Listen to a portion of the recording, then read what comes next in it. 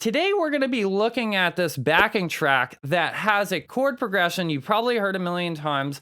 It's C, G, A minor, and F, also known as a 1, 5, 6, 4 in the key of C major. So I'm just going to play over really quick, and I'm going to play some rhythm guitar stuff over it. And I'm going to show you how we can figure out some of this rhythm guitar stuff. And also, by the way, if you think you're a good rhythm guitar player and you can't do this stuff that I'm going to do right now, you're probably not as good of a rhythm guitar player as you might think. So let's get right into it.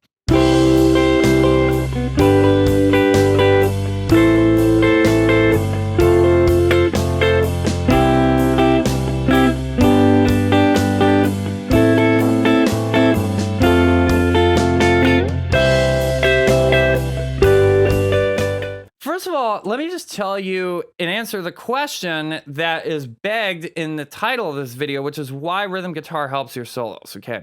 So the main reason is because we learn how to target chord tones.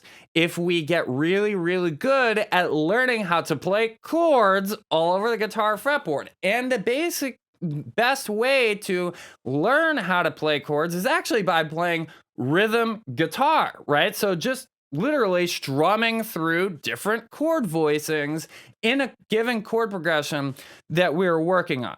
But now it's not quite that simple, because a lot of times rhythm guitar players, they might just think of taking a shape and moving it around, sort of like bar chords, right? The cool thing and the limiting thing about bar chords is that you learn a bar chord and you go, okay, this is a major bar chord, and now you just move it around and you just move that exact same shape around. But guess what? There's actually about a bazillion different ways that you can play any given actually basic chord, like a major chord or a minor chord. And we're going to figure out some of those ways today. I'm going to show you the process as to how to figure these things out. So first of all, when you are taking a look at any chord progression in a song, first of all, you need to know, obviously, the names of the chords. And then also, you need to know, even more important than that, the names of the notes in the chords and actually what the chord tones are. So if they're the root, third, or the fifth. Now, if you're confused by all this stuff, root, third, and fifth, make sure you check out one of my videos, how to learn major triads on the guitar fretboard. That's going to help you a lot understanding this idea. But we're going to assume that you already at least know what a chord is and you know the basics of how a chord is constructed. So if you look over here on the left, I've got the chord progression written out. And then underneath each of the chords, I've written out the names of the notes in the chord. And then if you look on the top, I got a diagram there. And it's actually a chord shape for the first chord in the progression, which is the C major chord. Okay, so the C major chord is C, E, and G. And if you didn't know this, right here, this is a major triad shape that you can play on the highest 3 strings of the guitar. And actually, this is something, I mean, you hear it all the time. You hear it in, like, the intro, for example, to the song 8 Days a Week by the Beatles, uses that exact same shape. And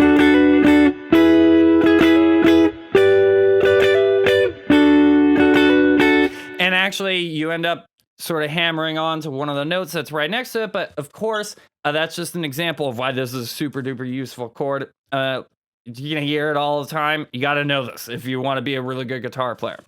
So we're going to be talking about a concept called voice leading. And this is really the most important takeaway from this whole entire video, is that I want to teach you about this idea of voice leading, okay?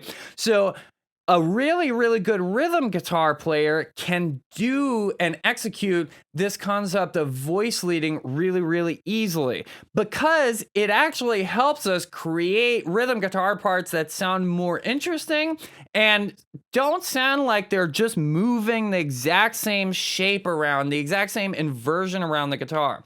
If I wanted to, I could play through this progression like this.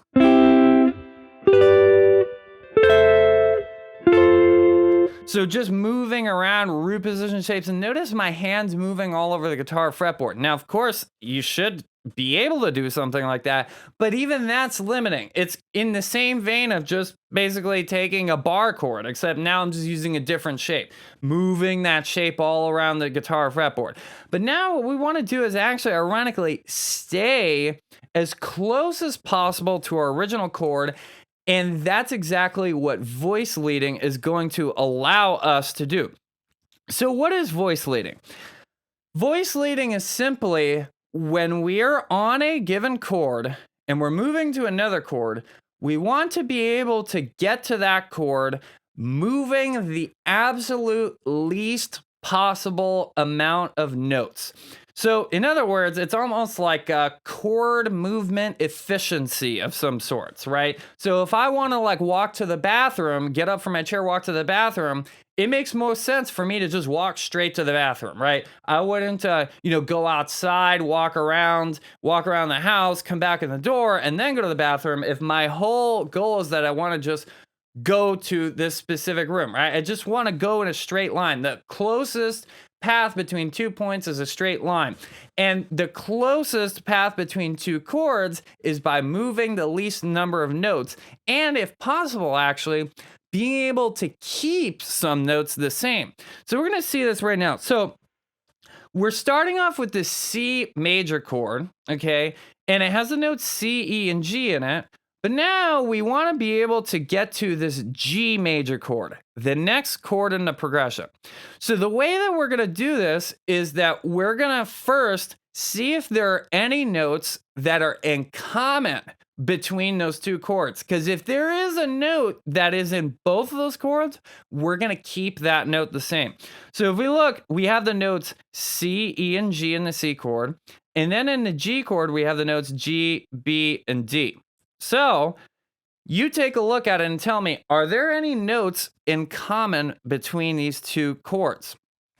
And I'll give you the answer right now. There is this G note right here. So the G note is going to stay the same. So if you notice, we have a G note on the first string. So now this note, this G note here, we are going to make sure that note ain't going anywhere because we don't need to move it. It's in the next chord, right? So now, if there are no other notes that are the same, here's the next step in the process. We need to figure out where is the closest note in the next chord we can move it to, right? So, for example, let's see this E note in the C chord. Is there an E note in the G chord? Answer: no, there is no E note in the G chord. So now the next question is, okay, there's no E note in a G chord. Then what is the closest available note to that E? And the answer is D. E is only a whole step away from D. So what we're going to do is now we're going to take this E note and we're going to move it down a whole step. Okay. So now we had that. And finally, there's one more note that we have to figure out, which is C. So this C note here, it's not in the G chord, but there is a B, which is the closest note to that C in the G chord. So guess what? B is literally only one fret away from C. So we're going to go down one fret and boom, there is actually now a G major triad. And it's not just any G major triad. First of all, it's what we call a first inversion G major triad because the B is the third. By the way, if we look at all these chords that I have spelled out here, the bottom note here is going to be the root, and then the middle note is going to be the third, and then the top notes are all the fifth. In the minor chord, by the way, the third is what we call the minor third, right? Because an A minor chord, if it was an A major chord, it would be a C sharp, but it's not C sharp, it's C. Anyway, that's getting a little teensy weensy bit off topic, but you see it now, we actually just got to a G major chord without having to move basically anywhere on the fretboard. We kept one of the notes the same, and then one of the notes we moved down 2 frets, and one of the notes we moved down 1 fret. And now all of a sudden, we arrived on this G major chord, and the G major chord is in first inversion. This is why I'm so big on learning your inversions of triads super well on the guitar, because it allows you to actually have some of these shapes down at least beforehand. So even if you didn't know any of these shapes before, now you're starting to learn them a little bit, because that's just what happens when we go through this process of voice leading, of knowing what notes are in this chord, what notes are in the next chord. Okay, let me find out, are there any notes that are the same? Okay, cool. There's one note that's the same. And then are there any notes that are not the same? Where's the closest note? If you go through this process, you're going to arrive at the same chord regardless. So now we're on the G chord. Let's figure out, well, how can we actually voice lead from this G chord to the A minor chord now? So let's analyze this. So we have G, B, and D in this G chord. And now in the A minor chord, we have A, C, and E. So it looks to me there's actually no common tones whatsoever. And the reason there's no common tones is because, look, G is the 5 chord and A minor is the 6 chord. So you're going to see this pretty much all the time when you move up like one number of chords, like from 1 to 2 or 2 to 3 or 3 to 4, etc., etc. There's not going to be any common tones, because actually everything's a step apart in the key. So with that being said, though, that means we only have to go up slightly. So actually, G is just going to move up a whole step to A, and then B is going to move up a half step to C, and then D is going to move up a whole step to E. And now, boom, we have an A minor chord right there. You see, it has A, C, and E in it. Now, the notes are in a different order, because remember, that's the whole idea of inversions, is that the notes can come in a different order. They don't always have to come in that same order. A, C, E, bottom to top. In this case, we have C, E, and A, and this is also a first inversion chord because the third is on the bottom. It doesn't matter that it's a minor third in this case, because it's a minor chord. It doesn't matter. The third's on the bottom, then that is a first inversion chord. And then finally, this one's going to be super duper cool. I love this one. So voice leading from the 6 chord to the 4 chord. So A minor, A, C, and E, and then we have to go to a chord that has F, A, and C. So first of all, we need to figure out, are there common tones? You gotta take that away from this. Find common tones first, because those don't move.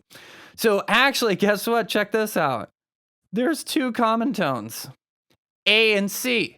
So A and C aren't gonna move anywhere. They're just gonna stay right where they are. We don't need to move anywhere because we already have them. We have 2/3 of the next chord. And then finally, there's only one note that's not in a chord, which is this E note here. Okay, so the E has to move. I mean, you could just use process of elimination. It has to move to F. But even if you didn't have process of elimination, you say, oh, F is the closest note to E, because E and F, if you know the notes on the fretboard, E and F are only 1/2 step away. So check this out. A minor. By the way, of course, this is a super easy to play A minor chord. It's literally just barring down the fret, but you just move it up. Boom. Now that's actually an F major chord. Isn't it insane? We just changed one note in the chord, and now all of a sudden, it's a totally different chord.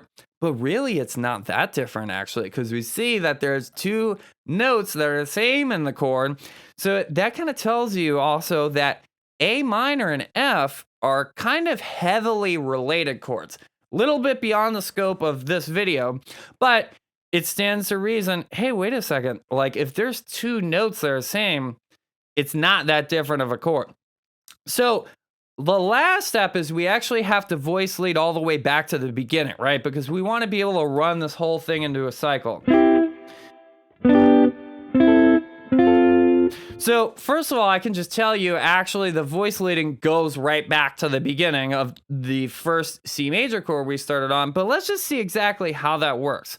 So the F major chord has F, A, and C in it, and then the C major chord, when we go back to the beginning, has C, E, and G in it. So are there any common tones? Yes, the C is a common tone. There's actually a C there. It's the fifth in the F chord, but it's the root in the C major chord. So C right there, that's going to stay put. Now F and A are not found in the C major chord because C has C, E, and G. So what's the closest note in the C major chord to F? It's E.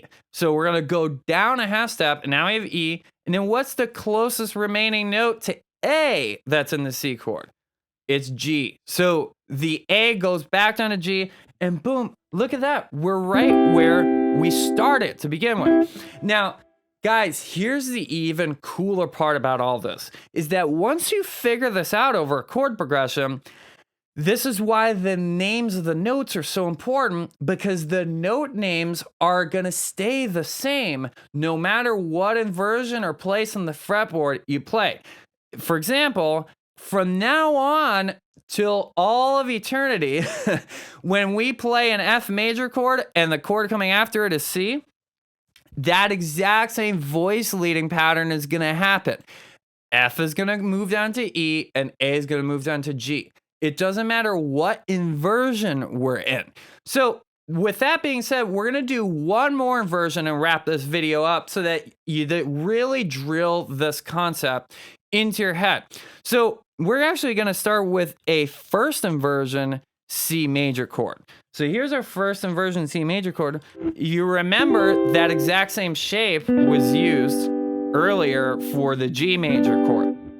So I need to be able to do this process of voice leading starting from any of the C major inversions, right? I don't just want to be able to do it from one inversion because then I'm still limited, right? I got, of course, a new trick in my tool bag, but I want to be able to do it everywhere, right? Because especially if I'm going to solo, I need to be able to play these arpeggios everywhere in the whole entire guitar neck. So why am I just going to limit myself to one area?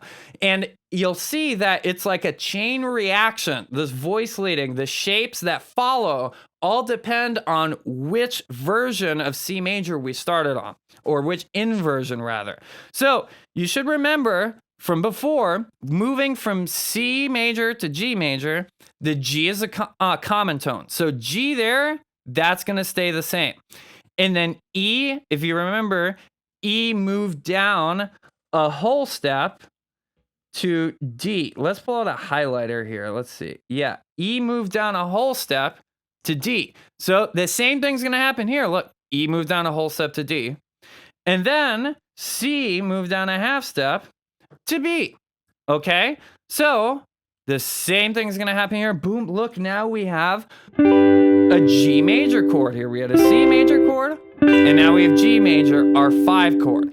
And then now, the same thing that happened before now, where all the notes moved up when we went from the G to the A minor chord, because it's moving from the 5 to 6, same thing's going to happen here. So B is going to move up to C, G is going to move up to A, and then D is going to move up to E. And now look, this is a new version of an A minor chord. So we had the C major, G major, now A minor. That's actually a second inversion A minor. By the way, for what it's worth, whatever inversion, because of this paradigm that we're exploring here, whatever inversion the 5 chord is, the 6 chord is going to be the same inversion. So if you remember before, the 5 chord was in first inversion, the 6 chord was also first inversion. The 5 chord here was actually in second inversion because D was on the bottom. D is the 5th. Whenever the 5th is on the bottom, that's a second inversion. Well, guess what? Now on this A minor chord, the 5th is also on the bottom, so it's also second inversion. But now it's a different shape because it's a minor chord instead of a major chord. And then finally, the same exact thing. So look, A is going to stay the same when we go to the F chord, and C is also going to stay the same. So A and C right there are going to stay the same. E is going to move up to F. boom. And now look, if you notice, that was the same shape as our C major triad we had back down there. But now it's an F since we're in a different area of the fretboard. So literally one note change. E moved up to F. So that's something important too that I keep in mind when I'm playing a solo is I go, hey, let me move that E up to F. And that's gonna really outline that sound. If you focus on these voice leading points, the notes, how does the note move from one chord to the next? That's what lets you play really killer sounding melodies over the chord progression. So finally, let's go ahead and voice lead this back to C major. So A, if you remember, A moves down to G, C stays the same because it's in the C major chord, and then F moves down to E, and boom, we're back at the beginning.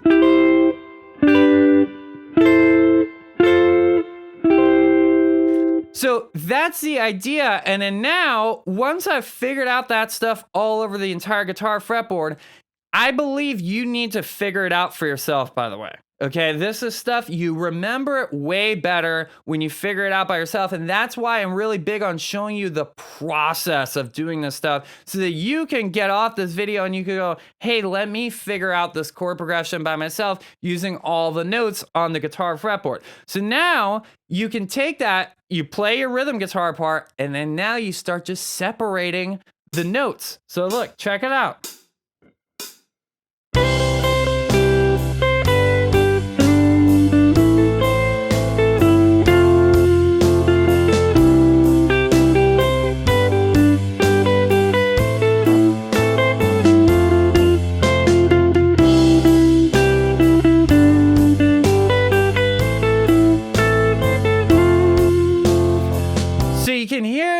It's like now all of a sudden I'm playing the changes, I'm outlining the chord changes, I'm outlining those notes that moved in between each of the chords, and that's what it's going to sound like. Man, you hit the perfect note on that chord because you moved perfectly with perfect voice leading from one chord to the next. So if you want to master the guitar fretboard so that you can learn all these chords that I'm talking about and be able to voice lead through and solo over any chord progression in any key and learn these things in every single place on the fretboard where I hold your hand through it step by step, all the way through, make sure you head on over to Jamsville.com right now and check out the Jamsville GPS Fretboard Fundamentals course. For an unbelievable deal, less than the price of one guitar lesson with like any teacher, you can learn how to master the guitar fretboard, learn all these chords, and way more. There's way more stuff that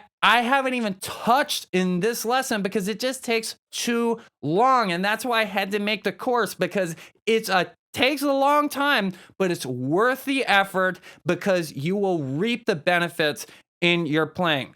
All right, everybody, make sure you subscribe to the channel right now. Hit the bell notifications or else the subscription is basically meaningless. You will not get notified when I upload videos unless you hit that bell. And make sure you hit the like button. And as always, listen, learn, and jam.